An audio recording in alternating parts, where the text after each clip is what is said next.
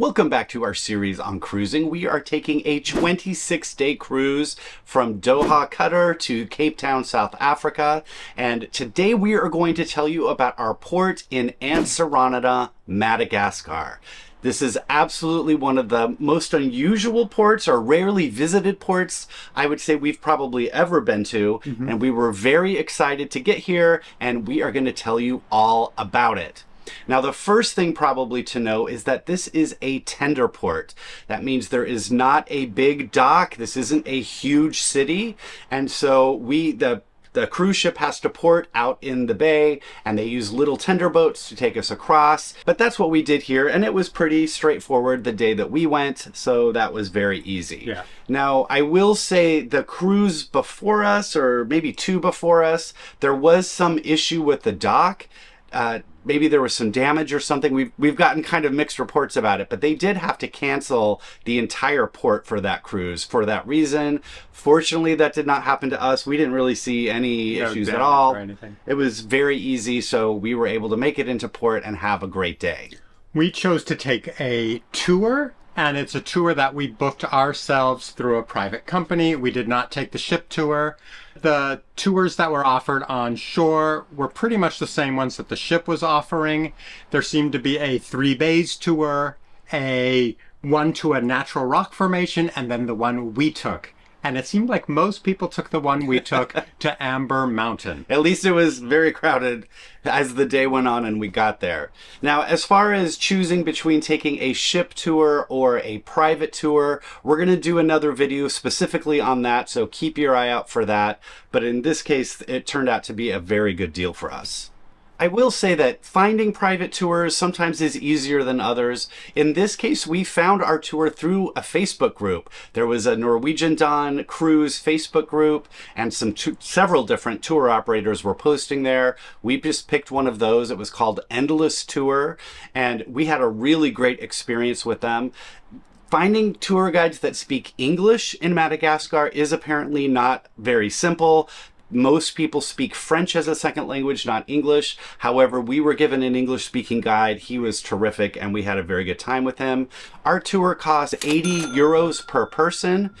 There was a group of 4 of us, and we were in a private tour, just the 4 of us. I assume if you did a bigger group, you might be able to get that price down a little bit. But for us, we were very happy having that private tour. We were in a vehicle that seemed safe, and then we had a tour guide as well as a driver who were with us for most of the day. It was a long day tour. We're going to tell you all about it. Before that, if you do not want to take a tour and you just want to walk around on your own, it is possible. It's a very small town. There is not much to see, but it would be very interesting to walk around and see the locals living their daily lives. We did talk to some people who walked around, and they were pretty underwhelmed, but they did say that they felt safe, and there were some like murals and stuff that they took pictures of. So there are some things to see, but probably not the most exciting tour you would ever have. Now on with the tour. First of all, it was very easy to find our tour guide. When we got off of the tender, there were a line of people with signs stating all of their different tour companies. Ours was Endless. We met our guide. He took us over to a booth that they had set up where they were meeting other passengers also, and everyone was arranged there. We paid there on the dock. Yes. And everyone was sorted into different vehicles. It was really quite an easy process. And that's one of the things we like too, is that we paid in cash. So we didn't have to leave a deposit with some, unknown tour operator. Once we arrived, we paid all in cash. It was very easy and straightforward. Yeah. And didn't feel risky or anything. No, they walked us up to a vehicle. Someone hopped in the back and he said, "I'm your tour guide." And we had another driver in the front. Our tour guide was fantastic. We really enjoyed him the whole day. Then we drove up to Amber Mountains, and this is about an hour-and-a-half drive. It's really an interesting drive, just seeing the countryside and seeing the people and seeing where people live and the businesses happening. It was really a fantastic drive. Like, people are living right along the roads. So all the way. The entire way you're just passing. People are out. Sometimes you don't see so many people out and about, but here people were just everywhere. So it was really fascinating to see people living their lives. Along the way, we did stop a couple of times, or some of the other vehicles were stopping more, but there were chameleons. I don't know how the drivers were finding them, but there'd be like a chameleon on a fence post, and like 6 cars would pull over so that everybody could see the chameleon. We did stop once to see a big snake. So there is some wildlife that you can see on the way to the park. Once you get to the park, it gets very crowded very quickly, lots of cars, so have a little patience at the beginning.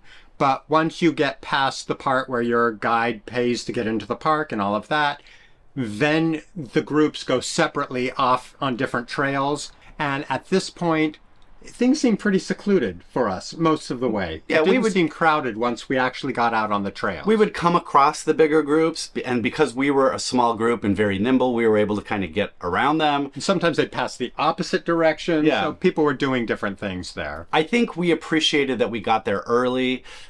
People were still coming even as we were leaving. So if you wanted to take one of those later tours, because you don't want to get up early, just know things are going to be more crowded for you.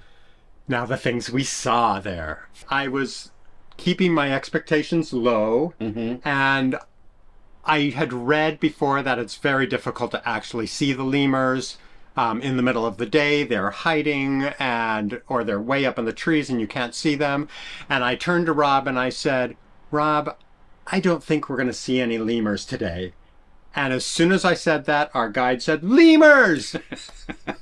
So it's very possible you might see lemurs. And we actually saw 3 family groups of lemurs. And there were quite a few of them. Yeah. And it's really cool to see them jumping around in the trees. And these are wild lemurs. Like, we didn't feed them or pet them or anything like that. They were just bouncing around in the trees. And so that was really fun to see. I don't think we got great pictures because they didn't come down close because they didn't think we were going to feed them. But it was really fun to get to see those. Yes. The other thing we were really excited to see were the chameleons. And we saw quite a few. We saw 4 different species.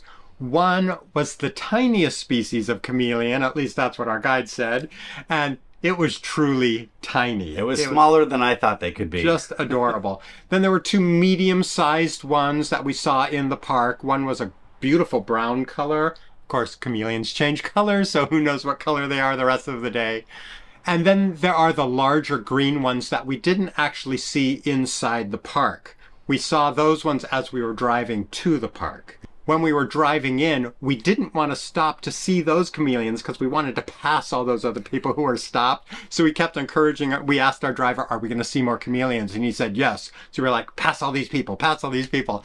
And then when we got to the park, we didn't actually see the big green ones. Yeah. But we did see them on the road. Another thing we saw were lots of birds. There were these black parrots, which I did not expect, and those were really interesting. There were frogs. Now, this was amazing. Okay, the frogs were amazing because we could hear them from quite a ways away, and it was just loud, and as we got closer and closer, it was deafening. And when we got in, there were these adorable yellow frogs, and there were thousands of them.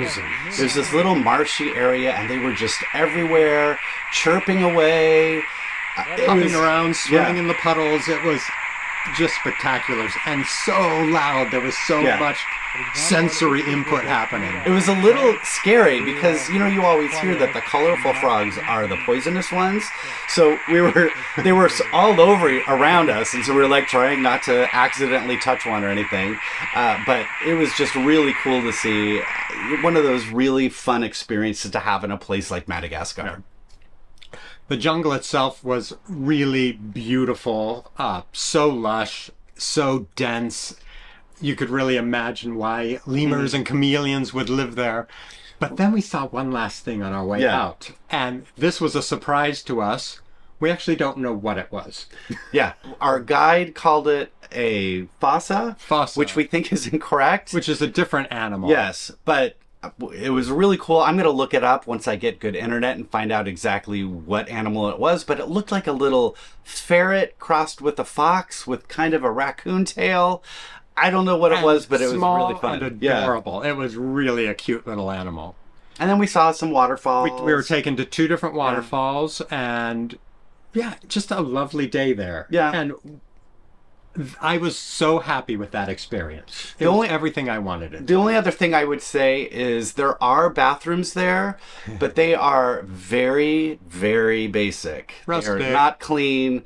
They are not anything nice. So, if you need to use the bathroom there, you'll have an opportunity, but just be prepared. I would bring some hand wipes. Like, there weren't sinks to wash your hands or anything like that.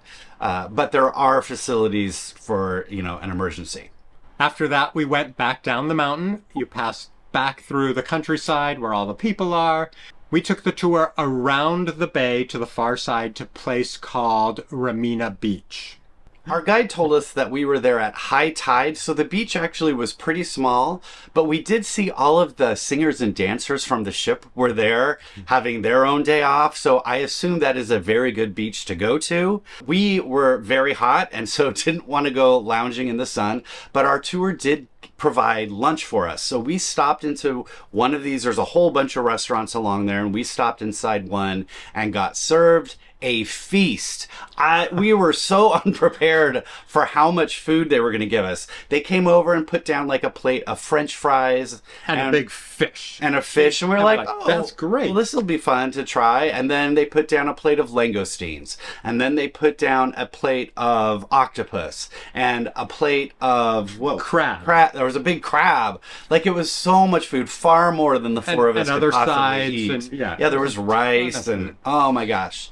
So that was really fun. It was all included with the tour. Even though we couldn't eat it all, we did appreciate it. Yeah, it was a bit of a drive to that side of the bay. Yes. To get lunch. Our guide would have given us more time to hang out at the beach, but since we weren't really interested in doing that, we left there early to head back. Once we had finished lunch, we're like, let's just head back to the ship. On the way back, you pass well, I wouldn't even call it a grove of baobabs. Baobabs are these, they call them the upside down trees because they just look like roots sticking up into the air, massive thick trunks. This species that we saw is the smallest species of baobab, so they weren't as impressive as the ones you might see if you went further into Madagascar, but they were still pretty cool to see. There's a little area where there's lots of people selling different trinkets and souvenirs. So if you're looking for something, that would be a good place to stop on your way back.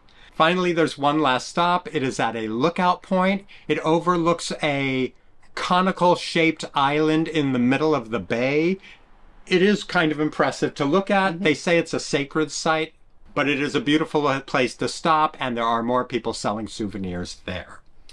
We really enjoyed the tour that we chose. We did talk to other people who did some of the other tours, and they had a great time too. So I think this is a great port to come in Madagascar, just to get a little taste of what it's like here, because it's just so different from any of the other places that we've been to. Very different from the Seychelles, for example. We will have another video coming up about our stop in Nosy Be, which is a different port in Madagascar, so keep your eye out for that if you're interested. We are shooting a new video every single day of our 26-day cruise. If you are interested in seeing some of our other playlists, I will put that link right over here. Today and not tomorrow.